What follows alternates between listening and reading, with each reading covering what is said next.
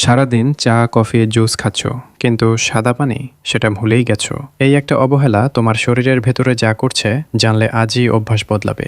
আমাদের শরীরের 60 ভাগই পানি, মস্তিষ্ক 75 ভাগ, রক্ত 90 ভাগ পানি দিয়ে তৈরি। এখন যদি শরীরে মাত্র 2 ভাগ পানির ঘাটতি হয়, তোমার মনোযোগ কমে যায়, মাথা ব্যথা শুরু হয়, আর সিদ্ধান্ত নেওয়ার ক্ষমতা দুর্বল হয়ে পড়ে। অর্থাৎ তুমি যখন মনে করছো আজকে মাথা কাজ করছে না, আসলে সমস্যা মাথায় না, পানিতে।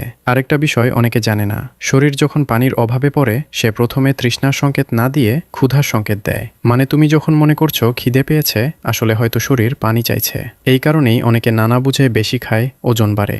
ডিহাইড্রেশন আর ওজন বৃদ্ধির সম্পর্ক এখানেই। সমাধান কঠিন না, সকালে উঠেই খালি পেটে 1 গ্লাস পানি খাও। প্রতি ঘন্টায় অন্তত একবার পানি খাওয়ার অভ্যাস করো। দিনে অন্তত 8 গ্লাস। এটা নিয়ম না, এটা তোমার শরীরের চাহিদা। শরীরকে সুস্থ রাখতে দামি সাপ্লিমেন্ট লাগে না, আগে পানিটা ঠিকমতো খাও। আর এরকম সহজ কিন্তু কাজের স্বাস্থ্য তথ্য পেতে চ্যানেলটা ফলো করে রাখো।